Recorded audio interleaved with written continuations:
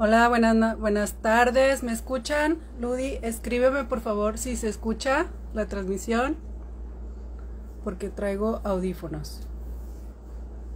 Escríbeme ahí si se escucha o no, para ya comenzar. Buenas tardes, bienvenidos y bienvenidas a todas. Excelente, Ludi, muchas gracias. Me voy a presentar primero, antes de traer a mi invitada aquí a nuestra entrevista del día de hoy. Mi nombre es Mayela de Luna, soy paciente trasplantada desde hace 15 años.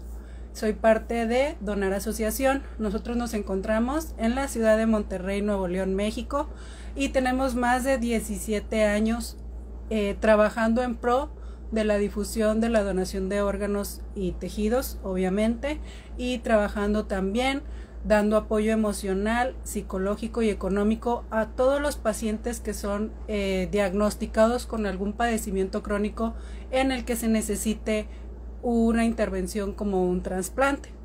Entonces, pues hacemos extensiva la invitación a todas las personas que se están uniendo a que empiecen a darle like a nuestra página tanto de Instagram como de Facebook. Así nos encuentran, Donar Asociación de Trasplantes, en la que siempre estamos pues difundiendo noticias, estamos impartiendo talleres gratuitos para todas las personas, pacientes y familiares que están en espera de un trasplante o en caso de que ya lo hayan recibido. Y les quiero invitar de una vez, antes de empezar con mi invitada, les quiero invitar a que el próximo lunes 18 de septiembre a las 6:30 de la tarde vamos a tener un taller gratuito. Fíjense, está muy interesante, es acerca de la salud nutricional y hábitos saludables post-trasplante. Este taller es gratuito, lo va a dar una nutrióloga obviamente especializada en el tema de la salud renal, de la salud de los trasplantes y cómo nos tenemos que cuidar a través de la alimentación para que ese nuevo órgano que tenemos pues sea que nos aproveche, que nos cuidarlo, porque sabemos que la alimentación es muy importante en este aspecto. Entonces les vuelvo a repetir, como quiera nosotros vamos a estar difundiendo este taller durante el resto de la semana. Es un taller gratuito, salud nutricional y hábitos saludables post trasplante, lunes 18 de septiembre a las 6:30 de la tarde. Va a ser a través de Zoom, así que no importa en qué ciudad se encuentren, en qué país estén, a las 6:30 hora de México es donde ustedes se van a poder conectar a través de Zoom. Pidan la liga del Zoom y regístrense en el formulario que ya está en nuestra bio. Ahí en el Instagram tenemos un formulario, ustedes se registran y ya les va a llegar la liga también de Zoom a través del correo. Es muy importante que se registren para que les esté llegando, ¿ok? Y bueno, ahora sí, después de esto, les voy a presentar a la doctora Priscila. Ella tiene su cuenta de Instagram como cuéntamedoc_nefro. Ella nos da bastantes tips en su cuenta acerca de cómo cuidar nuestros riñones. Y hoy, pues, vamos a platicar acerca de los cuidados que debemos de tener después de haber recibido un nuevo órgano. Estamos cerca de una fecha muy importante en México, que es el Día Nacional de la Donación de Órganos y Tejidos. Esto es el 26 de septiembre. Por eso es que estamos ahorita abordando este tipo de temas sobre la importancia de cuidar ese injerto, ese órgano que acabamos de recibir, cómo lo podemos cuidar, qué tenemos que hacer y cómo lo debemos hacer para que nuestro riñoncito nos dure más. Y bueno, ya no les quito más tiempo, yo sé que están todos muy interesados en que llegue la doctora. Déjenme la agrego. Vamos a ver si ya me acepta la invitación. Vamos a ver si anda por ahí. Ya se está conectando. Hola. Hola, Doc. Hola, buenas tardes. Sí se escucha bien, ¿no? Sí, muy bien. Buenas tardes, doctora. Mucho gusto. Yo soy Mayela. Si gustas presentarte. Hola, muy buenas tardes a todos. Bueno, yo soy la doctora Priscila Villalbazo. Soy médico nefróloga y bueno, actualmente me encuentro trabajando, creando contenido precisamente en las redes sociales para tratar de difundir información sobre cómo hay que cuidar a los riñones y también muchísima información respecto a lo que es sobre todo el trasplante renal, porque es de lo que más hace falta información a través de redes sociales, ¿no? Entonces, muchísimas gracias por la invitación. Estoy súper contenta de tener la oportunidad de poder difundir información sobre un tema tan importante. Muchísimas gracias, doctora. Y bueno, ahora en el marco de esta celebración tan importante que tenemos, una de las preguntas más comunes que tenemos como pacientes trasplantados una vez que recibimos nuestro nuevo órgano es: ¿qué tengo que hacer? ¿Qué tengo que comer? ¿Qué no debo de comer? ¿Qué sí puedo comer para, obviamente, cuidar mi riñón? A veces salimos completamente en blanco, sin idea de qué tenemos que hacer. A veces salimos con miedo de más, incluso a volver a comer ciertos alimentos que a lo mejor nos quitaron cuando estábamos en hemodiálisis o en diálisis. Y es muy importante cuidar nuestra alimentación para que, pues, para tener obviamente una buena salud y para que ese riñón pues dure más. ¿Qué nos puede decir acerca de eso? Claro.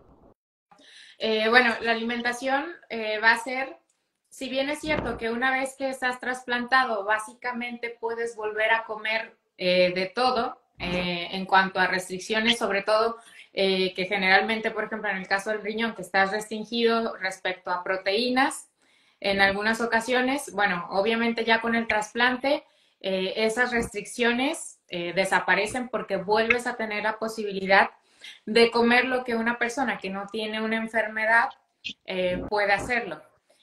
Quizás sería en el primer mes de trasplante donde hay que poner más énfasis, porque es durante ese primer mes de trasplante donde está completamente prohibido consumir cosas que contengan, por ejemplo, probióticos o algún tipo de bacteria viva, aun cuando sea considerada como benéfica, ¿no? Entonces, todo lo que son lactobacilos, lo que son, por ejemplo, productos lácteos que vienen con este tipo de microorganismos que es cierto que tienen algún beneficio en las personas sanas.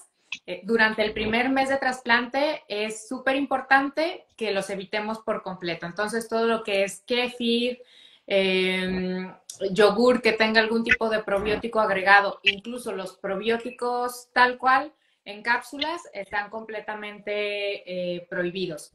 También todo lo que sean productos frescos derivados de la leche, que no hayan pasado por un proceso de pasteurización, están completamente prohibidos por el riesgo precisamente de que tengamos algún tipo de infección. En general se recomienda que todos los alimentos, incluso las frutas, pasen por algún tipo de cocción antes de comerlos. Todo esto hablando del primer mes de trasplante exclusivamente.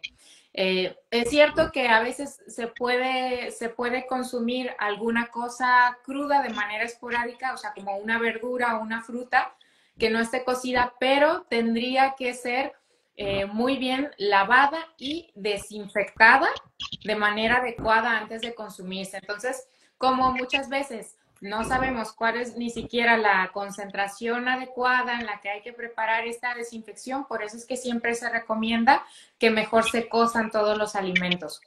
Y obviamente todo lo que es carnes que puedan tener algo que no estén bien cocidas, también se deben de evitar. Se recomienda que los alimentos no se consuman si ya tienen más de 3 o 4 horas de que se prepararon y no se refrigeraron, por el riesgo de que hayan crecido ya algunas bacterias y que nos vayan a hacer daño al momento de consumirlo. Y bueno, en general creo que eso serían como los cuidados que hay que tener respecto a alimentación, de manera inmediata casi del trasplante. Ya una vez que se supera ese mes de trasplante, si todo va bien, se puede entonces sí empezar a consumir alimentos, a lo mejor frutas, verduras que estén crudos, siempre desinfectados previamente, como lo habíamos comentado, y se pueden empezar a agregar algunos lácteos conforme vayamos respondiendo bien a nuestro tratamiento. ¿Usted recomienda la asesoría de algún nutriólogo renal en específico, sobre todo cuando vamos ahora sí que recién saliendo del trasplante? O sea, quiere decir, en los primeros meses del trasplante, para que nos dé una mejor guía, o podemos comer así solamente por sensaciones. Le voy a comentar algo. Como paciente trasplantada al inicio, no sé si también tiene que ver mucho por los medicamentos, nos da muchísima hambre a los pacientes recién trasplantados y es una cosa así, una cosa desesperada, que te da bastante hambre, bastante ansiedad por estar comiendo. ¿Usted aconseja que nos asesoremos de una manera más profesional o solamente hacerlo por sensaciones, como sabes que pues si te da hambre, coma hasta que tú te sientas saciado, te sientas lleno? Ahí, ¿qué es lo mejor? Yo creo que es 100% recomendable que se acuda a algún nutriólogo para que les vuelvan a ajustar los planes de alimentación. ¿Por qué?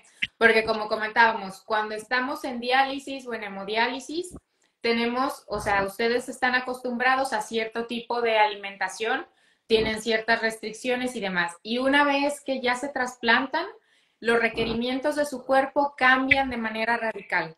Entonces hay que volver a acostumbrarse a incluir un montón de grupos de alimentos que antes ya ustedes se habían acostumbrado a que eran cosas que no iban a poder, que ya no podían consumir de manera tan libre. Entonces, ¿qué pasa? Que también podemos caer en el otro extremo. Sí. Sí, porque casi siempre, la mayoría de las veces, nos meten miedo y nos dicen, es que esto es malo, que no comas carne porque es mala, no comas tantos frijoles porque son malos, porque te elevan el ácido úrico, no comas no sé qué tantos porque todo te hacía daño. Entonces nos meten en la cabeza como que esto es malo, esto no, esto está prohibido, que muchas veces nos quedamos con ese miedo o con esa información errónea, porque no quiere decir que sea malo, sino que simplemente en ese momento de la enfermedad no es bueno para ti que lo estés consumiendo.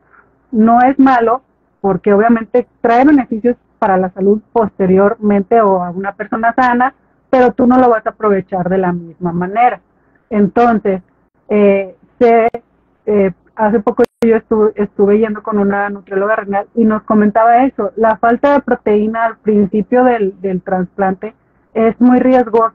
¿Por qué? Porque puede que el injerto no recuerdo bien la palabra, si se fije o se pegue muy bien el injerto y corre el riesgo de que después se vaya a perder. ¿Debido a qué? Obviamente pues los tejidos del cuerpo, del órgano nuevo, con nuestro cuerpo, pues están formados por esas proteínas que debemos obtener a través de la alimentación. Y esa deficiencia nos puede traer otro tipo de problemas.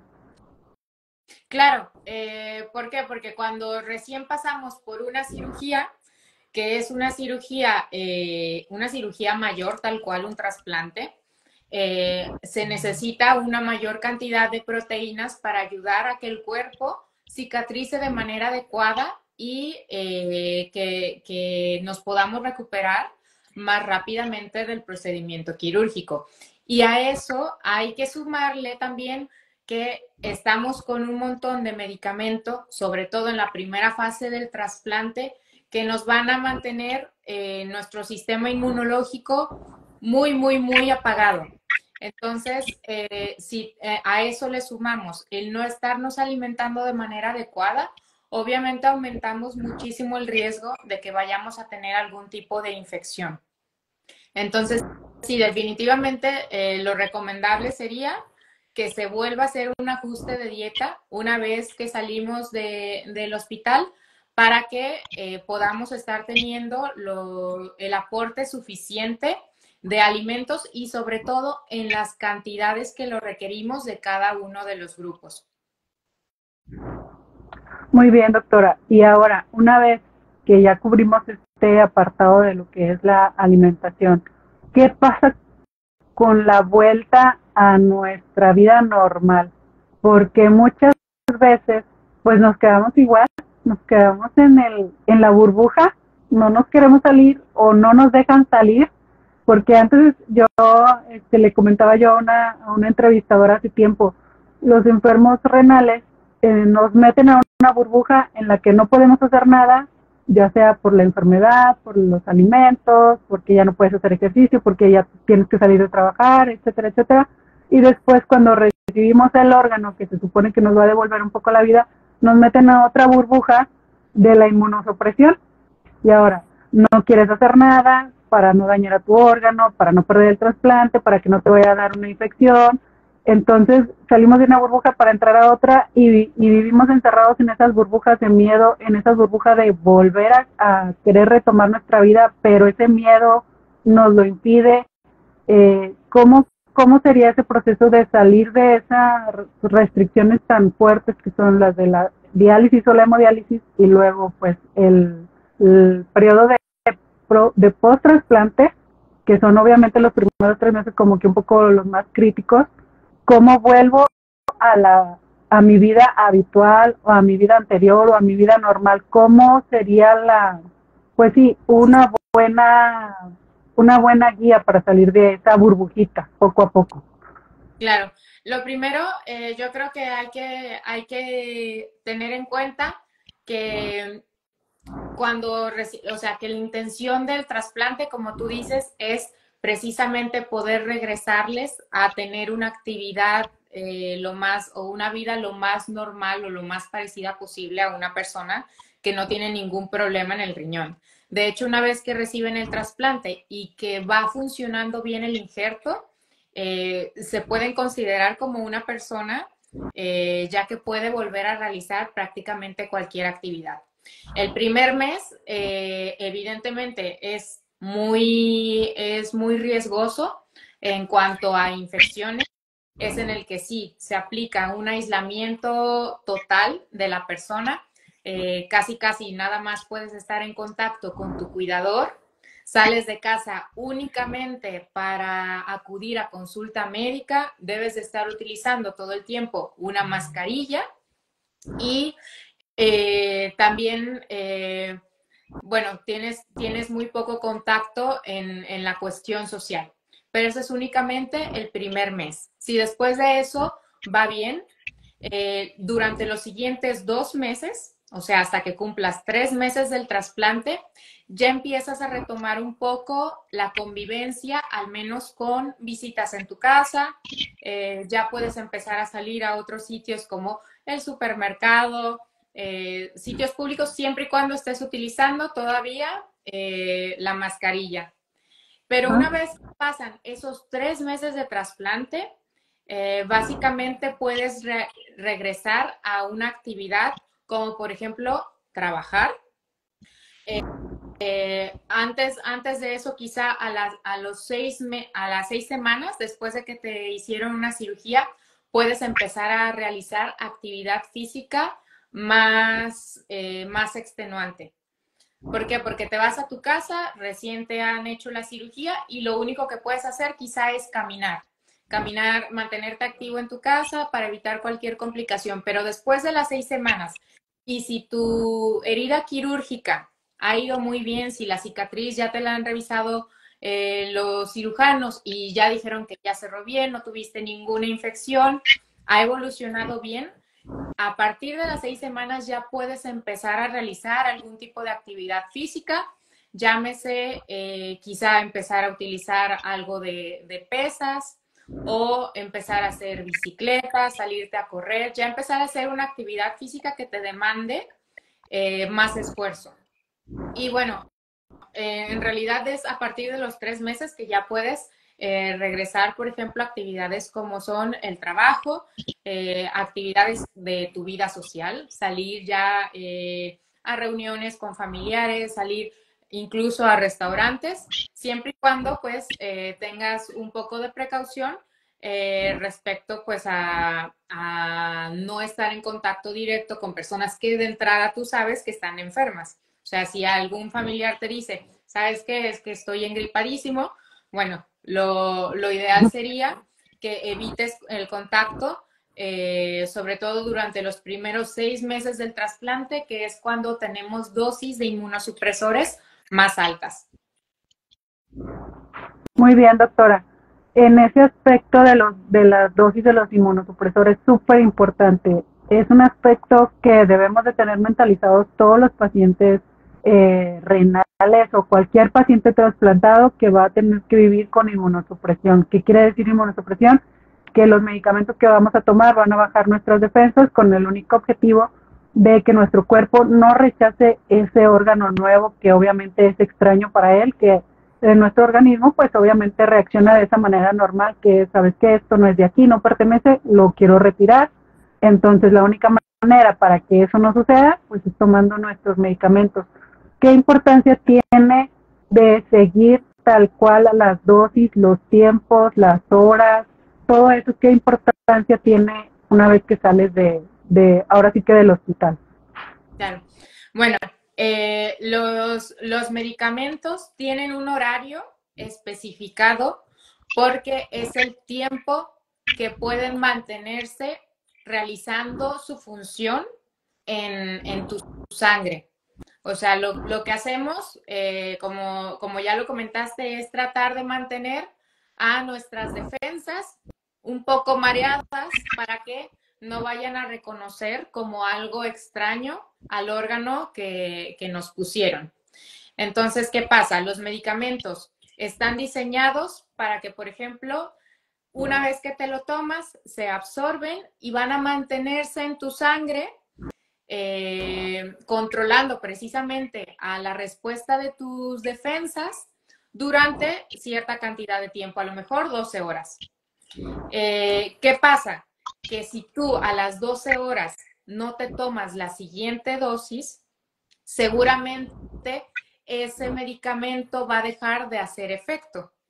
Entonces, ¿qué va a pasar? Que algunas de esas defensas van a empezar a despertarse porque se les quita lo mareadas, empiezan a despertarse y empiezan a hacer su trabajo, que es producir pues una respuesta a través de formación de anticuerpos que van a causar que se pueda dar un episodio de rechazo.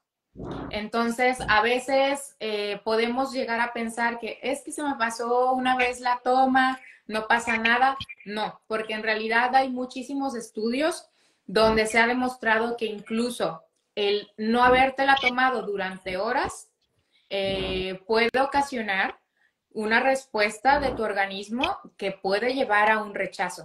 Entonces, eso sí es algo que es bien prioritario. Llevarlas a todos lados, siempre traer contigo un pastillero con dosis extra por si se te atravesó algo y no pudiste llegar a tu casa, siempre que las tengas contigo para que para que puedas tomártelas y que no se te pase ninguna de las dosis.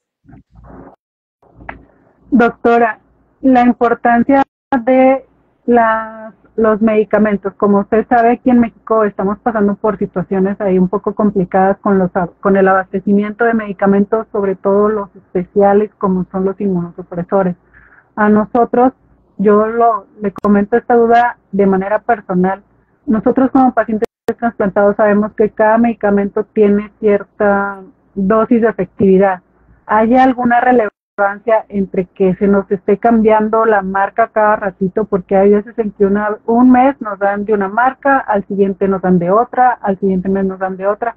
¿Qué tenemos que cuidar o qué precauciones debemos de tener cuando sucede eso que no está en nuestro control? O sea, yo me cuido de tomar mis medicamentos, pero no puedo cuidar la marca o el fabricante de esos medicamentos. ¿Qué debo de tener en cuenta ahí? Claro, yo creo que lo principal es, por ejemplo, siempre que ustedes lleven un diario o un control, por ejemplo, de decir, vale, este mes me dieron X marca. ¿Cómo se comportaron mis niveles de tacrolimus? Cuando fui, resultó que tenían los niveles más bajitos, o cuando fui, resultó que tenían los niveles más altos. ¿Por qué? Porque desafortunadamente es la única forma en que podríamos darnos cuenta de cómo nuestro cuerpo está respondiendo a esa marca en específico. Porque si bien es cierto que al ser medicamentos que se supone que son genéricos, intercambiables, es cierto que puede existir alguna variante en la fabricación o en el tipo de composición de la tableta que puede hacer que se comporte distinto tu cuerpo con cada una de las marcas distintas. Entonces, si un mes te dan una marca, puede ser que eleves tus niveles de tacrolimus mucho, pero si al siguiente mes te dan otra marca, puede ser que esa misma dosis no sea suficiente y tengas niveles más bajos. Entonces creo que en ese sentido, lo más apropiado siempre sería tú llevar un control, decir, bueno, este mes que me dieron esta marca, siempre tuve niveles más bajitos. Entonces ya sabes que cuando te den esa marca, tienes que hacer un ajuste en la dosis y siempre decírselo al médico, ¿no? Al doctor, la vez pasada que me dieron este medicamento, tuve que aumentarlo a 4 y 3 o una tableta más cada 12 horas porque los niveles los tenía muy bajitos. Y normalmente los médicos ya sabemos que eso suele suceder. Entonces creo que eso es uno y evidentemente siempre estar muy pendiente de datos que nos puedan sugerir que algo no anda bien con el trasplante. ¿Qué puede ser eso? Descontrol de presión arterial, que empieces a orinar muchísimo menos de lo que normalmente estás orinando, o que empieces a presentar fiebre, o que llegues a presentar sangre en la orina, o lo típico, ¿no? La elevación de la creatinina. Siempre estar muy pendiente de todas esas cosas para que puedas identificar y que también puedas relacionarlo, decir, es que me cambiaron la marca y estoy respondiendo de una manera distinta. Muy bien, doctora. Nos estaban preguntando por aquí algo que de hecho yo le iba a comentar. ¿Qué hay con estar combinando o mezclando medicamentos que obviamente nos tocan a nosotros como pacientes? A veces nos toca, por ejemplo, yo en mi caso, tacrolimus y ácido mecofenólico. Podemos tomar varios medicamentos a la vez, con cuánto tiempo a lo mejor hay que esperar para tomarlos, qué medicamento hace interacción con el otro, que a lo mejor lo estamos regando, ¿verdad? No sabemos. Digo, pregunto yo desde la ignorancia, de que digo, ay, pues me tomo el metacrolimus ahorita y el meticorten juntos. Y resulta que el meticorten corta el efecto, no sé, estoy hablando así, por un ejemplo, corta el efecto del tacrolimus o algo así. ¿Hay alguna precaución que debamos de tener en ese aspecto? Únicamente sería que el tacrolimus hay que tomarlo, o sea, sin, antes de los alimentos, al menos unos 30 minutos antes de alimentos. En realidad no hay ningún problema si se mezcla, si te lo tomas al mismo tiempo que el ácido micofenólico, pero idealmente el tacrolimus siempre hay que tomárselo solito. O sea, media hora antes de desayunar ya me estoy tomando mi tacrolimus y a lo mejor ya con el desayuno me tomo la prednisona y el ácido micofenólico. Y lo mismo en la noche, media hora antes de cenar me tomo el tacrolimus asegurándome de que tengo mi estómago vacío para que se absorba bien. Y entonces ya después me tomo junto con el alimento mi ácido micofenólico y mi prednisona. Ok, doctora. ¿Qué precauciones debemos de tomar? Porque sé que muchas veces volvemos un poquito a lo de la alimentación. Hay alimentos o sustancias que disminuyen el efecto de los medicamentos. ¿Qué precauciones debemos de tomar precisamente con los alimentos y los medicamentos? O con algunas ciertas recomendaciones que a veces, pues, obviamente de buena voluntad y de buena intención nos recomiendan, no, que tómate el tecito de no sé qué, que te va a ayudar, no, que tómate este juguito para que te levante, porque eso es muy común, para que te levante las defensas. Ahora, por ejemplo, con el COVID-19, tienes que fortalecer tu sistema inmunológico para que no te dé el COVID. Y tú así como que, ok, me lo tomo, pero luego si levo mi sistema inmunológico, no me va a dar COVID, pero me va a dar un rechazo en el riñón. Entonces, ¿sí me explico? Sí. Ese tipo de consejos que nos dan, tómate este jugo verde porque te va a elevar las defensas y no te vas a enfermar de gripa. Ese tipo de recomendaciones alimenticias, podemos Claro, yo creo seguir, que en ese seguirlas ahí. sentido únicamente tendría que evitarse pues la interacción ya sea con otros medicamentos o con alimentos muy, muy específicos. Sobre todo, uno de los medicamentos que tienen más problema son tacrolimus, sirolimus, ciclosporina, ¿no? Que esos ya es bien sabido que uno, hay medicamentos que van a aumentar sus niveles o que los van a disminuir. Entonces, eso es un poco imposible aprendérnoslo de memoria, o sea, que ustedes lo tengan como aprendido de memoria, pero siempre, si van con algún médico que no es un nefrólogo o que no es alguien que está tan familiarizado con ustedes y con que están trasplantados y demás, hacerle el comentario, ¿no? Doctor, ese medicamento que me va a dar, sobre todo antibióticos o sobre todo medicamentos para infecciones por hongos, por ejemplo, siempre, doctor, ese medicamento no tiene interacción con mi tacrolimus o no tiene interacción con mi ciclosporina, que es algo que a lo mejor el médico no va a saber, pero que tiene que buscar de manera intencionada, decir, es que no, pues sí, sí te los puede afectar o no, ¿vale? O bien que les den su receta y siempre llamar al nefrólogo o a la enfermera de la unidad de trasplante y preguntar, me dieron tal cosa, no hay ningún problema con eso y listo. Y en el caso de los alimentos, lo que ya sabemos, toronja, mandarina, granada, jengibre, uvas, están prohibidas porque pueden aumentar tus niveles de tacrolimus en sangre. Entonces, puedes comértelas de vez en cuando. Sí puedes llegar a consumirlas de manera esporádica, que fue Año Nuevo, fue Nochevieja y me comí unas uvas. Ok, no pasa nada, ¿vale? Pero tratar como de no hacerlo de manera repetitiva, porque eso sí que puede hacer que tus niveles de tacrolimus se vayan a descontrolar. Y sobre todo, no hacerlo en una fecha muy cercana a que te vayan a tomar una muestra para niveles de tacrolimus. ¿Por qué? Porque si yo me tomo, por ejemplo, hoy una toronja, me como una toronja y mañana me van a tomar niveles, a lo mejor mañana salgo con niveles de tacrolimus elevados y me van a decir, bájale la dosis, pero en realidad no estoy teniendo esos niveles todo el tiempo, sino que fue porque me comí la toronja. Entonces también con eso tendríamos que tener muchísimo cuidado. La recomendación es no te la tomes mejor. Pero bueno, si por cosas del destino tenías mucho antojo de una toronja y decidiste comértela, por lo menos cuida que no vaya a ser con poco tiempo antes de que te vayan a hacer una toma de niveles de tacrolimus, porque puede ser todavía más contraproducente. Súper interesante eso que nos dice, doctora, porque bueno, a pesar del tiempo que yo tengo ya trasplantada, son cosas que yo todavía ignoraba, imagínense. Cuando yo me trasplanté, todavía no teníamos acceso a tanta información como ahora en las redes sociales, y esto que nos está contando está súper padre y lo agradecemos bastante.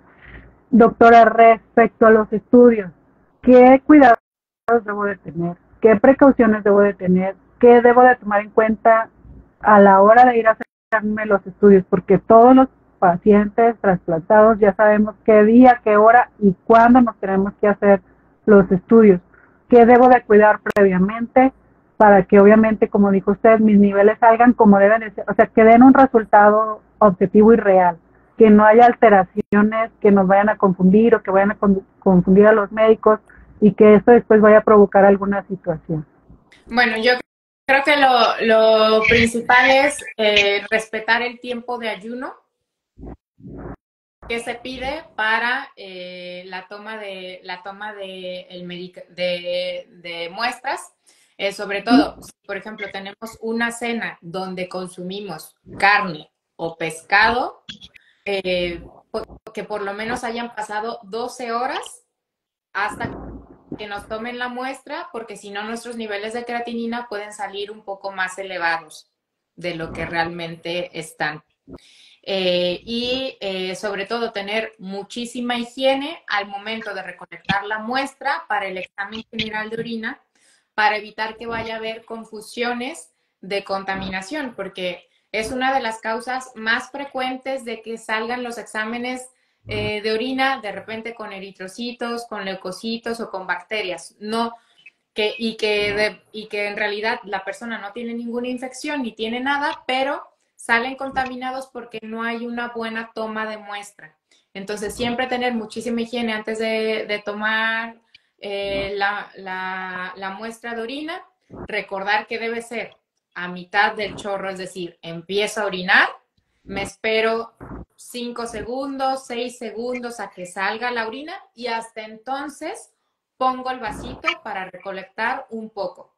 No necesito llenar el vaso, no caigan en el miedo de ¿qué tal si dejo de orinar antes de poner el vasito? No, en realidad necesitamos máximo 10 mililitros, es lo que necesitamos, no necesitamos más de orina, en realidad. Entonces, pierdan el miedo a que se les vaya a pasar el tiempo. No, dejen que corra el chorro para que eso arrastre bacterias, arrastre todo lo que pueda haber a lo largo de la uretra y entonces se pueda recolectar una muestra de orina lo más limpia posible. Muy bien, doctora. Y ahora sí, veo que hay mucha gente preguntando bastantes cosas. Voy a tratar de regresar un poquito a la pantalla y usted me ayuda también si ve por ahí alguna pregunta que se me vaya. Y los demás también pueden dejar sus preguntas para preguntárselas a la doctora. Déjenme ver si por aquí hay algo.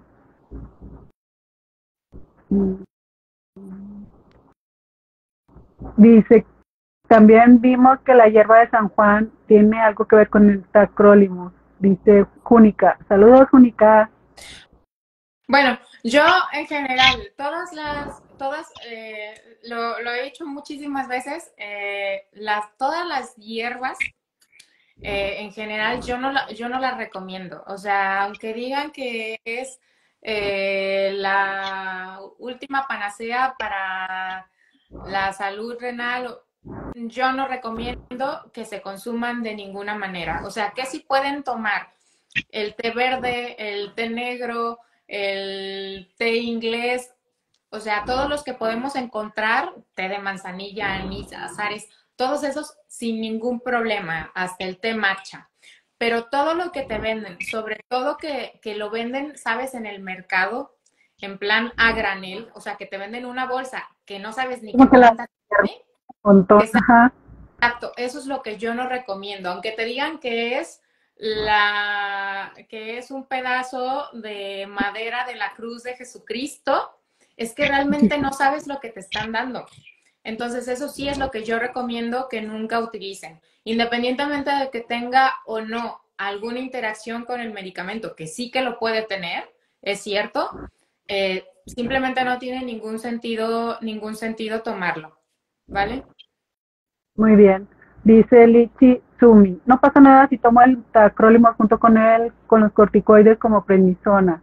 Pues ya dijo la doctora que primero el tacrolimus con el estómago vacío y posteriormente los demás medicamentos. Dice, yo ahorita estoy lidiando con el virus BK y me tuvieron que bajar la inmunosupresión. Eso, desafortunadamente, bueno, por ahí en mi canal de YouTube hay un video donde hablo sobre infección por virus BK, por si quieres meterte a verlo, pero desafortunadamente la única medida que tenemos en este momento cuando hay infección por virus BK es disminuir la inmunosupresión. Y sí, aumenta el riesgo de después presentar un rechazo precisamente por tener que disminuir la inmunosupresión, pero es que también puede haber pérdida del injerto por la misma infección. Entonces, sí. Es un poquito difícil. Dice Choquita89, el lisinopril sube la creatinina, ¿es bueno para proteger los riñones? Es cierto que medicamentos como el lisinopril pueden aumentar la creatinina, pero lo esperado es que no la aumenten más de un 30%. Si la aumenta más del 30%, se tiene que volver a valorar, probablemente se tiene que retirar el medicamento, pero si no tiene un aumento significativo, no hay ningún problema y sí, se consideran protectores de la función del riñón. Dice Gaby Osga, ¿qué pasa si algún día se me olvida tomar el medicamento? Bueno, ya lo dijo la doctora, que pues es muy peligroso. Lo hay olvido, tomártelo en cuanto te acuerdas, tomarte la dosis que te toca y bueno, estar pendiente de que no se te vuelva a pasar, pero ya sabemos que hay un riesgo a ver, a lo mejor no es que hoy no me lo tomé y mañana voy a tener un rechazo. No funciona así. Pero es que hoy no me lo tomé y a lo mejor si me pasa varias veces que no me lo he tomado, con el paso de los meses sí que voy a desarrollar un rechazo. ¿Vale? Muy bien. Doctora, estoy orinando con espuma. ¿Qué significa eso? Pregunta Maribelita 42. Eh, puede significar que tienes proteínas en orina o puede no significar nada, porque la producción de espuma en la orina puede ser por sustancias completamente normales o puede ser una manifestación de proteínas en orina. La única manera de estar seguros es haciendo un examen general de orina. Aquí una pregunta muy interesante. Patigue dice, ¿qué hay con el tema de fumar marihuana? Y también, ¿sabe con qué? Con lo nuevo que está ahora el CBD, que cura todo, que todo te arregla, que se te olvida hasta cómo te llamabas y que ahora sí que está funcionando para muchos padecimientos también ¿cómo se les llama? Padecimientos, autoinmunes.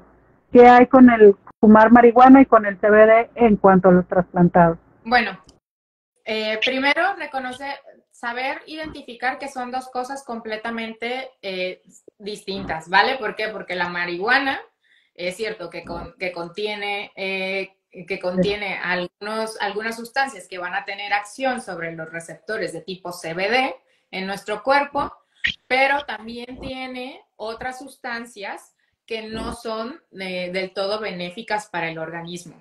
Entonces, en general se encuentra una asociación entre aumento de enfermedad renal crónica con el uso de marihuana. Por lo tanto, yo no lo recomendaría de manera recreativa en una persona trasplantada, pero también es cierto que no está muy claro cuál podría ser el mecanismo a través del que puede ocasionar daño en el riñón, porque ¿por qué?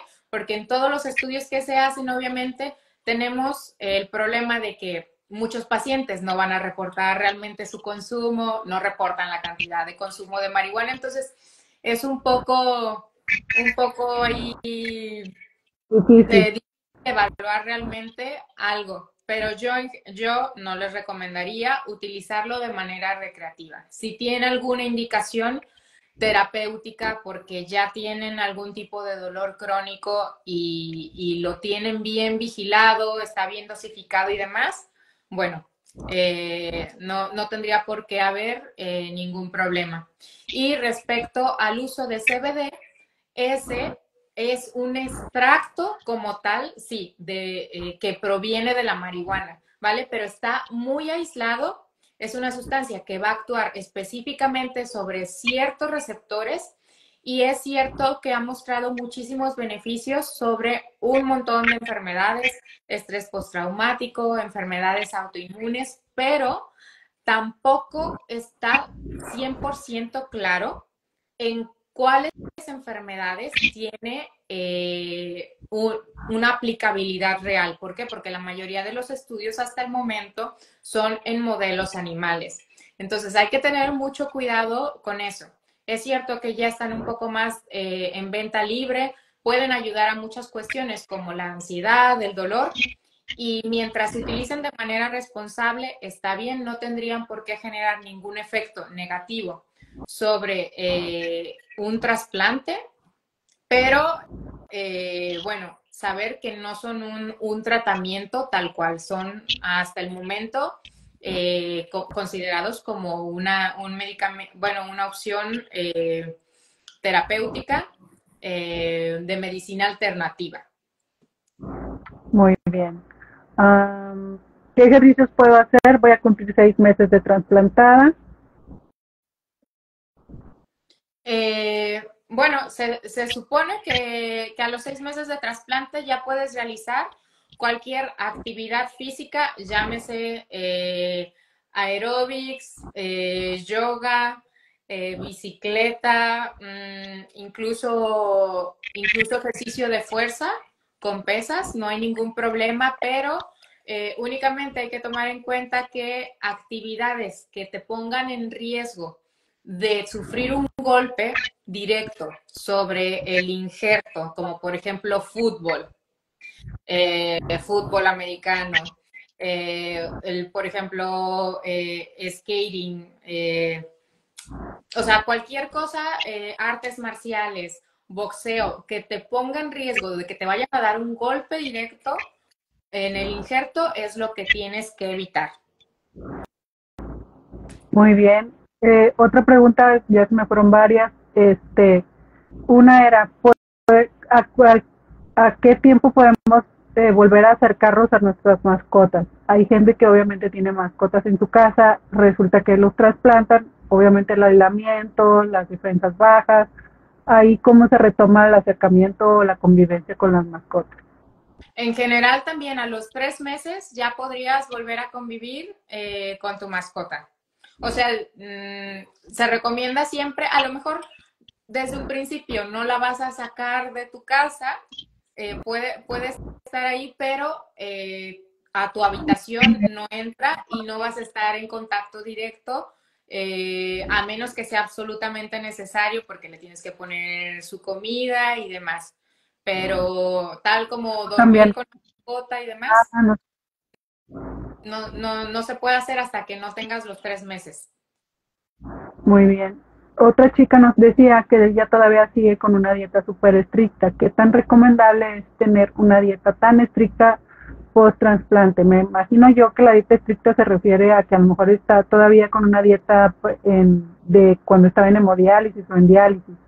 Ahí pues obviamente ya lo hablamos, cambia mucho la alimentación, es necesario cambiar el régimen porque necesitamos otro tipo de alimentación y volver a aumentar la proteína y siempre es necesario, bueno, lo ideal sería ir con un nutriólogo a que nos dé una pauta que seguir. Es un nutriólogo renal, porque no todos los nutriólogos saben de nutrición renal o de pacientes trasplantados. Otra chica nos decía que tiene 5 meses trasplantada y que todavía estaba cociendo las frutas y las verduras, que a cuánto tiempo podía dejar de hacerlo, pues ya. Sí, ya podrías estar comiendo algunas cosas crudas, otra vez, siempre desinfectadas, eso sí. Sí, de preferencia, y que no sean frutas sí, así de la calle, de puestecito, que andabas en la calle, en el centro, qué sé yo, y que compraste una fruta en la calle, pues ahí sí no. O sea, ese tipo de cosas, lo menos que se pueda, comida callejera, de preferencia no. Cosas que tú no viste, a mí me decía mi doctora, o me dice mi doctora, cosas que tú no veas, que se lavaron, que se desinfectaron, que se cocinaron, no te las comes. Así tal cual fue lo que fue el consejo que me dio en ese tiempo, y entonces eso fue como se dice, como que con lo que yo me guío. Si no vi que alguien lo lavó, que lo cortó, que donde lo cocinó está limpio y todo eso, pues bueno, prefiero mejor tratar de aguantarme un poquito y irme a mi casa o ir a algún lugar que yo sé que tienen una buena higiene. Algo más, aprovechen que está la doctora porque siempre preguntamos, estamos en los grupos de trasplantados preguntándonos un montón de cosas y luego no sabemos, y ahorita la doctora es especialista en este tema, aprovechenla. Doctora, respecto a las fiestas, algo muy importante, el alcohol, las bebidas alcohólicas, el vino, el tequila, el whisky, la cerveza, el vinito tinto. Bueno, en realidad eso, como igual que si somos personas que no tenemos un trasplante, ¿no? Lo ideal es que se limite el consumo lo máximo posible. Claro que te puedes tomar una copa si estás en una reunión, sin ningún problema, pero esa es la limitación, ¿no? O sea, la cantidad. No tiene nada de malo tomar alcohol, es que lo único es que normalmente no sabemos moderar el consumo de alcohol. Ese es el problema con el alcohol, que no sabemos moderarlo. Entonces, si te tomas una copa porque saliste a una reunión, no va a pasar nada. está bien, no va a ser ninguna interacción en general con tus medicamentos. Únicamente saber que no puedes salirte y tomarte 3, 4 copas y pegarte la borrachera de tu vida, porque ahí sí estás afectando directamente a tu riñón. Y ahí sí estás aumentando el trabajo del hígado y al final los medicamentos inmunosupresores, la mayoría o la mayor parte de su metabolismo son en el hígado. Muy bien, doctora, muchas gracias. En cuanto a la marihuana, el THC y CBD estarían completamente prohibidas, así como fumarla, pues ya lo dijo la doctora, si es por medicación, por tratamiento para algún dolor muy crónico, algo que de verdad algún profesional te lo indicó, pues ahí sí ya hay que valorarlo. Y bueno, aquí preguntan que si es lo mismo con el sirolimus y la ciclosporina. Sí, todo lo que aplica al tacrolimus aplica a sirolimus y a ciclosporina. Veo Dice otra que dice, recién trasplantada, es normal que esté muy hinchada, sobre todo la cara y se me cae mucho el pelo. Sí, esto es efecto adverso de los medicamentos inmunosupresores. ¿Qué pasa? Que cuando recién se trasplantan, la dosis de los medicamentos es muy alta.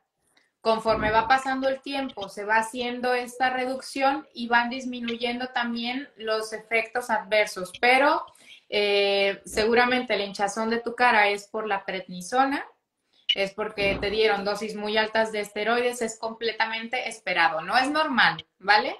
Pero es esperado porque es un efecto adverso del uso de esteroides y del uso de la prednisona. Y se te cae mucho el pelo, la pérdida de pelo también puede ser, sobre todo, efecto adverso del tacrolimus. Entonces, sí se va a pasar. No sé si vaya a desaparecer al 100% porque hay personas a quienes les queda. Lo que sí es que mejora, ¿vale? O sea, probablemente vas a tener menos caída cuando te vayan disminuyendo la dosis que la que tienes ahora, pero muchas veces se queda ese problema.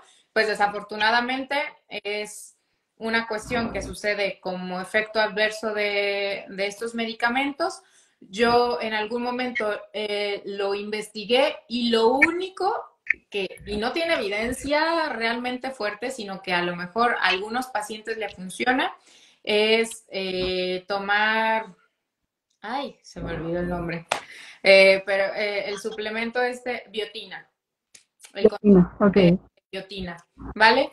Pero no en todos los pacientes funciona. A algunos les funciona, a otros no, pero aparentemente la biotina pudiera ayudar un poco respecto a la pérdida de cabello secundaria al tacrolimus o a la ciclosporina. Doctora, dice de la mano de Andrés, hola, gracias por estos espacios. Toda esta información es relativamente parecida a un trasplante renal pediátrico. O sea, si toda la información que estamos dando se puede aplicar a un paciente renal pediátrico. Sí, en general sí. A ver, sí, sus dosis de medicamentos y demás son muy distintas, pero sí. Y dice otra chica, hola, tengo 4 meses trasplantada, ¿es normal que me duela en donde está el riñón que me pusieron? Pues yo diría que depende de cómo sea el dolor, ¿no? O sea, si es una molestia como tal, sí puede normalmente molestar hacer algún tipo de movimiento. Si es un dolor que no te permite realizar actividad física, en plan te mantiene en cama, o es un dolor que además acompaña de otros síntomas como fiebre, como sangrado en la orina y demás, pues no es normal y tendrías que acudir a que valoren tu caso. Otra chica dice, ¿podemos ponernos la vacuna del VPH? En general sí se la pueden aplicar, pero todas las vacunas, la mayoría de las vacunas hay que preguntarle siempre al médico que lleva su caso. Normalmente se recomiendan que sea hasta un año después del trasplante y que te encuentres con una función renal estable. Y siempre hay que tomar en cuenta esto de preguntarle al médico por qué, porque a lo mejor tú aunque tengas 2 años de trasplante, recientemente tuviste un episodio de rechazo y te tuvieron que aplicar un medicamento, digamos, rituximab. Entonces, en ese caso, evidentemente cambia la posibilidad de que tú te puedas poner un tipo de vacuna. Entonces, siempre eso se tiene que preguntar con el médico que lleve tu caso para que pueda darte una respuesta muy, muy acorde a tu caso en específico, ¿vale?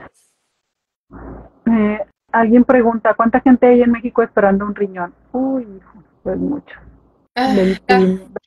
Sí, la verdad es que desconozco cuál sea la cifra, pero bueno, en realidad si estamos hablando que un 10% de la población del mundo tiene enfermedad renal crónica, si aplicáramos ese 10% a México, que tiene más de 250 millones de habitantes, pues ¿qué serían?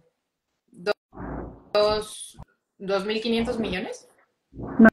No, 25, No, 22.500. 25 millones, más aprox. A ver, mucha gente tendrá enfermedad renal crónica sin llegar todavía al requerimiento de diálisis y hemodiálisis, no estar en lista de espera todavía, ¿vale? Pero sí, o sea, la cifra debe ser bastante. Porque obviamente la enfermedad renal es muy difícil. Bueno, no es que sea difícil, sino que se disfrazan muchos síntomas de otras cosas y cuando ya nos diagnostican, la mayoría de las veces ya es muy avanzada la enfermedad. Dice alguien, una pregunta, tomo tacrolimus, everolimus y prednisona junto y me espero 1 hora para desayunar. No sé si lo estoy haciendo bien. Bueno, lo que les comento, yo en general, bueno, en Centro Médico, ahí Nacional de Occidente, normalmente le recomendábamos que el tacrolimus se lo tomaran aparte y después el resto, que ahora me parece un poco raro que tengas el everolimus y la tacrolimus, everolimus y prednisona. Dice otra chica, no veo muy bien. Y si me tomo una copa de alcohol o cerveza, ¿cómo se toma el medicamento? Bueno, esa es una pregunta un poco, evidentemente no nos vamos a pasar el tacrolimus después del trago de alcohol, ¿verdad? No le vas a dar el trago a tu copa de vino para pasarte el medicamento, no, o sea, tu toma debe de ser normal. A la hora a la que te toca, te lo pasas con agua y si en ese momento te estás tomando la copa, pues no pasa nada. O sea, siempre y cuando sea una copa. Claro. Dice César, ¿algún momento del trasplante y con el paso de los años podría suspender el tacrolimus? Pues César, yo tengo 15 años y no lo he suspendido. Sí he bajado las dosis. Yo empecé con 8 gramos, no me acuerdo, 15 gramos. Ahorita estoy tomando nada más 1 miligramo en la mañana y 1 miligramo en la noche. Y tengo 15 años. Pero cada caso es distinto según cómo se esté comportando el riñón, los estudios de laboratorio, que también cuides tu alimentación y todo ese tipo de cosas tiene mucho que ver como para saber en qué momento hay que disminuir la dosis, pero no he sabido todavía de alguien que haya suspendido completamente el tacrolimus. Normalmente no se suspende. El tacrolimus es un medicamento que no se suspende. Se disminuye la dosis, sí, pero no se suspende. Lo único que se suspende en algunas ocasiones es la prednisona y es en casos muy específicos. Además, es una corriente que manejan mucho en Estados Unidos. Tiene que ser un riesgo inmunológico muy, muy bajo para que pueda ser candidato a que se te retire y bueno, son ciertos protocolos que llevan ciertos hospitales, pero en México y en general en América Latina son pocos los centros que manejan ese tipo de protocolos. Vacuna COVID, ¿podemos ponernos otro refuerzo? Porque me han comentado que sube la creatinina. Tengo 2 vacunas y ya tuve COVID, pero me han comentado que sube la creatinina. Te puedes poner el refuerzo si te dieron, si ya lo requieres, si ya te corresponde. El aumento de creatinina no es algo esperado secundario a la vacuna. Puede que haya sido una reacción muy específica de esa persona a la que le subió la creatinina o que lo haya relacionado, que haya coincidido que se aplicó la vacuna y que tuvo un aumento de creatinina por alguna otra causa. Sí se puede hacer yoga, pilates o ejercicios que pongan presión o se hagan movimientos bruscos o fuerza en el abdomen. Muchas chicas también preguntan sobre el pole dance. ¿Qué tan recomendable y viable es hacer pole dance o ese tipo de ejercicios donde se ejerce mucha fuerza en el abdomen? Siempre y cuando ya no hayas tenido no tengas ninguna complicación de la cirugía, porque hay que recordar que como se accede a la pared abdominal, hay personas que pueden incluso desarrollar hernias. Entonces, cuando hay una hernia en el abdomen secundaria a la cirugía, dependiendo del grado de hernia, puede estar contraindicado hacer ejercicios específicos de fuerza de abdomen.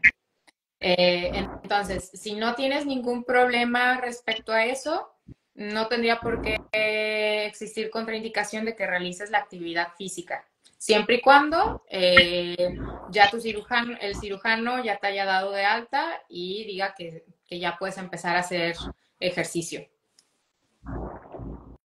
Acá Silvana nos pregunta, urea alta y creatinina en 3. Tengo 25 años de trasplante. ¿Cómo se bajan esos valores?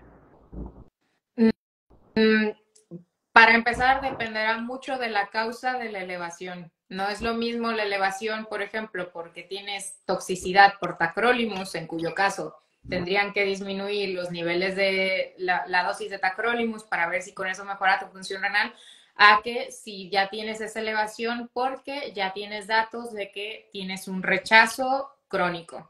En ese caso, lo mejor sería empezar con cuidados de acuerdo a la función que ya tienes calculada de porcentaje, ya con esa creatinina, como si tuvieras pues enfermedad renal crónica, ¿no? Si eso te cataloga en una etapa 4 otra vez, bueno, pues empezar otra vez con las medidas, restricción de proteína, control de tu glucosa, control de presión arterial, dependerá mucho de cuál sea la causa. Muy bien. Doctora, una pregunta que también se había ido, que sí alcancé a leer, dice que tenía poquitos meses de trasplantado. ¿Cuántos litros de agua tiene que tomar al día? En general, se recomienda que sea por lo menos 2 litros. Los primeros meses de trasplante, sobre todo, se les recomienda hasta 3 litros. Pero esto es sobre todo porque están muy, muy desacostumbrados a tomar agua. Hay que recordar que vienen de una restricción completa, entonces lo que buscamos, cuando el riñón empieza a funcionar, empiezan a orinar un montón y lo que no queremos es que se vayan a deshidratar, por eso siempre les decimos por lo menos 3 litros. Pero ya cuando la función renal se estabiliza después de los 3 meses, puedes estar tomándote 2 litros, 2 litros y medio. Si tienes más sed, tomas más. Si de pronto ya estás consumiendo 2 litros, pero encima ya estás comiendo caldos, ya estás comiendo un montón de fruta que también te aporta bastante líquido, ya no es necesario que te forces a tomarte los 3, 4 litros al día de agua pura. Hay que tomar en cuenta que todo lo que ingerimos, verduras, carne, frutas, incluso el café, el té, todo eso ya nos está aportando líquido. Ok, doctora. Los tatuajes, ¿qué tan recomendable es hacerse tatuajes después de un trasplante? O sabe que también muchos tratamientos estéticos que están de moda, los microblading, los tatuados de cejas, tatuados de labios, inyección con botox, ese tipo de tratamientos estéticos y los tatuajes, ¿qué recomendaciones hay ahí? Bueno, en general, lo que son tatuajes, o sea, todo lo que tenga que ver con tintas y demás, yo les recomendaría que se esperen hasta después de que hayan cumplido un año de trasplante para que ya esté la función de su riñón lo más estable posible y que las dosis de los medicamentos estén también lo más bajitas posibles para que no vayan a tener ningún riesgo de infecciones, porque hay que recordar que de alguna manera pues bueno, son procedimientos que nos van a abrir, que rompen la piel como tal, la barrera, y puede eso aumentarte el riesgo de infecciones si estás con dosis altas de inmunosupresión. Entonces es un riesgo innecesario. Claro que te puedes tatuar, no hay ningún problema.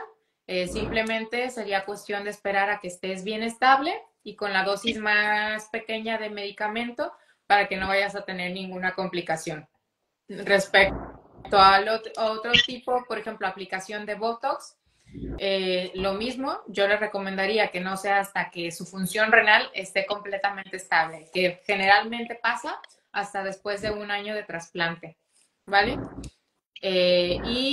Lo único quizás sería, yo tendría un poco de cuidado, sobre todo con los rellenos, bueno, que esos, bueno, es que no se recomiendan ya ni en personas sanas, porque eso sí que te pueden despertar algún tipo de respuesta inmunológica. Entonces, ¿Los recordemos, ¿eh?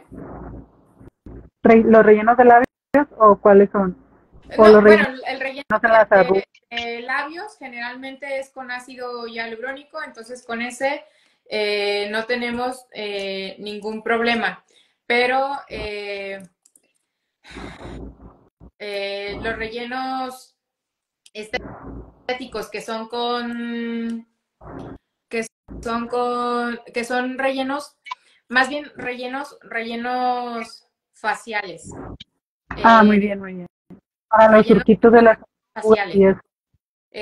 Ujú. Esos sí son los que yo les recomiendo que no se los apliquen porque pueden causar respuesta inmunológica y en este caso sí que pueden despertar un rechazo o la producción de anticuerpos. ¿Implantes mamarios? No tendría por qué haber ningún problema. También yo creo que en general todo debería de ser después de un año de trasplante. Si la valoración prequirúrgica no hay ninguna contraindicación, bueno, podría realizarse. Ahí yo creo que al final es algo que hay que tomar en cuenta el riesgo-beneficio, ¿no? Son cuestiones completamente estéticas, Sí. siempre ya por tener la enfermedad, bueno, el trasplante, siempre van a tener un riesgo de problemas cardiovasculares mayor que el de una persona que no tiene la enfermedad. Entonces ahí ustedes más bien tendrían que valorar cuál es el riesgo que están dispuestos a asumir para someterse a un procedimiento estético, pero como tal, no existe ninguna contraindicación. ¿Por cuánto tiempo se usa el cubrebocas y si se debe de utilizar todo el tiempo? Durante el primer mes se utiliza usualmente cuando estás en contacto con, bueno, casi todo el tiempo durante el primer mes. O sea, en el aislamiento, cuando estamos en esa fase de aislamiento intensivo, sí hay que utilizarlo.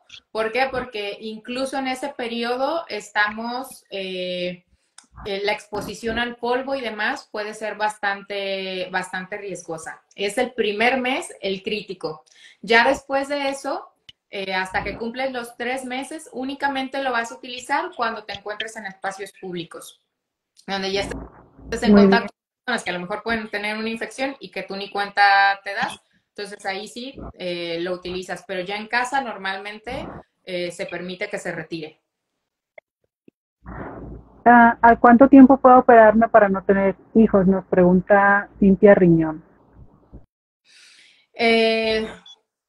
También yo te recomendaría que te esperes al año, o sea, en cuanto tu función renal esté estable, te pueden hacer la cirugía para no tener hijos. Lo que sí es que si no planeas tener hijos mientras estás trasplantada o cuando recién te trasplantan, lo ideal es que una vez que te trasplantan ya salgas de la unidad de trasplante con algún método anticonceptivo, ¿vale?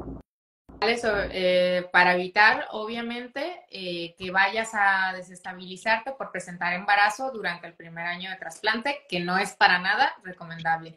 Y saber, pues, que cuando recién te trasplantan, así tengas un mes de trasplante, si todo va perfectamente bien con tu riñón, es probable que recuperes la función, bueno, que sí, que recuperes la probabilidad de quedar embarazada. Entonces, por eso es tan importante que si no quieres embarazarte, desde que sales, ya empieces con un método anticonceptivo. En cuanto al donante vivo, ¿qué recuperación tiene?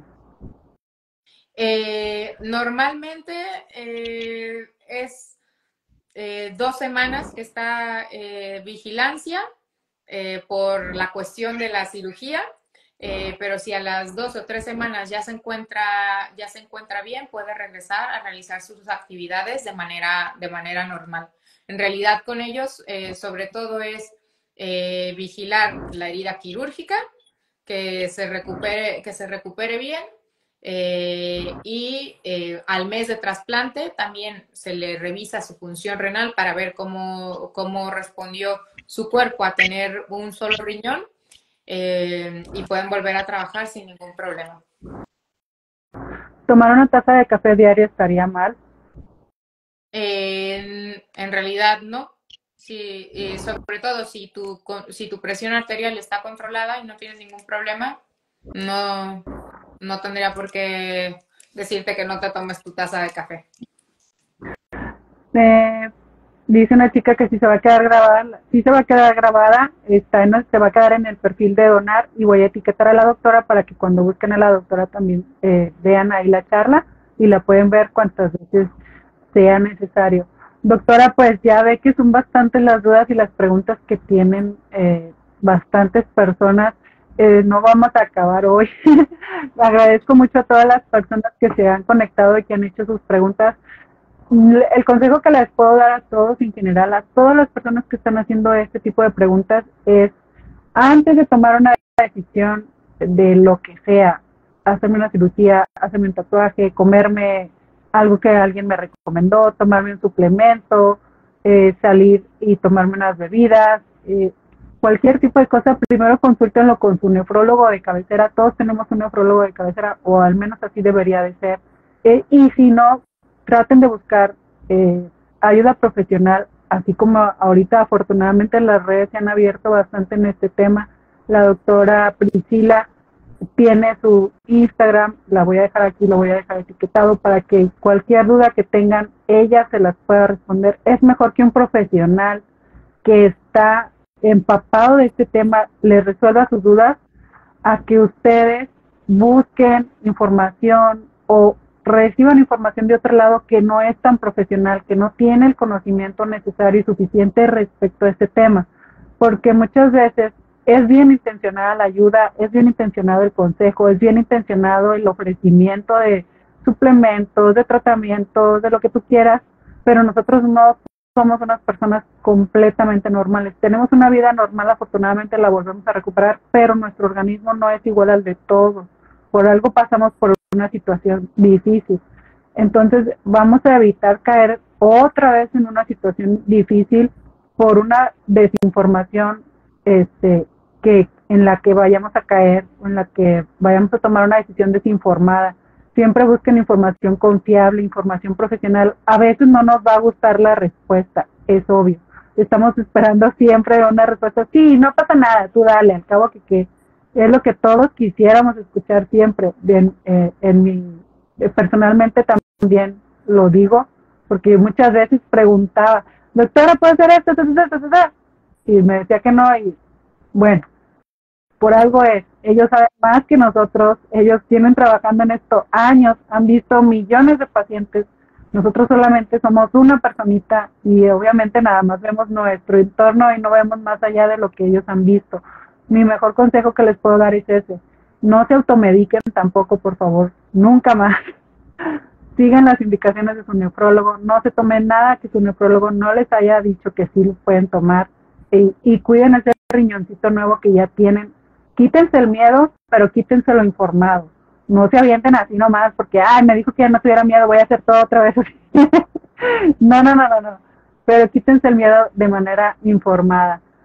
Doctora, ¿qué nos puede decir ya para despedirnos? Agradecerle de todo corazón su tiempo, su disposición a responder todas las preguntas de los pacientes.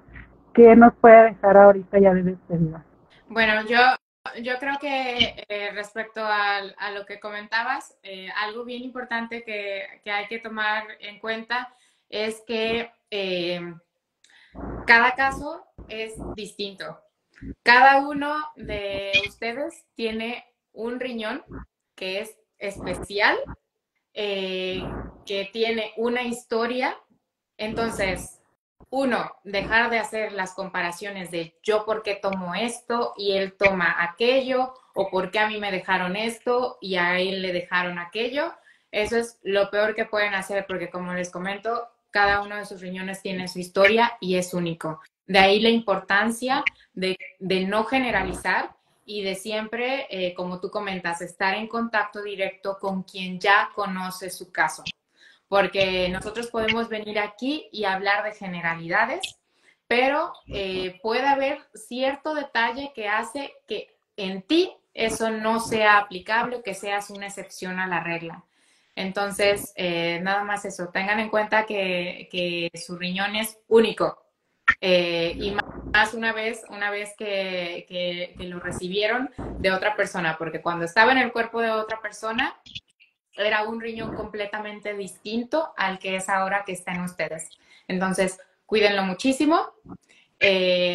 Manténganse siempre informados. Lo mejor que pueden hacer para cuidar su salud es estar informados. Y pues nada, muchísimas gracias a todos por haberse conectado. Muchas gracias por la invitación y espero que les sea de utilidad todo lo que hablamos durante esta plática. Le agradecemos de corazón, doctora, de parte de Donar Asociación, porque Donar Asociación no soy yo solamente hago las entrevistas, pero detrás de mí hay un equipo muy grande y personas y pacientes y familiares detrás de todo esto. Le agradecemos de corazón su tiempo, su disposición, y les agradecemos a todos ustedes que hayan entrado a esta plática. La vamos a dejar grabada, se va a quedar grabada para que la vuelvan a ver, para que la compartan con sus demás conocidos y familiares, que también es importante que los familiares sepan toda esta información, porque muchas veces también caemos otra vez en la desinformación por las buenas intenciones, y no se trata solamente de buenas intenciones. Entonces, compártanla para que esta información llegue a más personas. Seguramente alguien está ahorita confundido, no sabe qué hacer, y esto le puede ayudar. Doctora, no le quito más su tiempo, le mando un abrazo muy grande desde acá de Monterrey. Desde acá de Monterrey, esperamos que no sea la única vez que estemos en colaboración. Sabe que cuenta con nuestro apoyo también. Los pacientes que están en pre-trasplante, en proceso de trasplante, en protocolo, o que ya pasaron al trasplante, que ya tienen su trasplante, se sienten tristes, están confundidos, no saben qué hacer, cómo comenzar, a dónde ir, con quién hablar sobre esto que les está así que revolucionando la vida. Estamos disponibles, contamos con apoyo psicológico y emocional profesional, con psicólogas profesionales que les van a dar el acompañamiento que necesitan. No están solos en este trayecto, ni antes del trasplante ni después del trasplante. Habemos personas que estamos dispuestos a ayudarlos, así como la doctora Priscila. Y ahora sí, me despido. Muchísimas gracias, doctora. Hasta luego. Gracias, hasta luego. Nos vemos.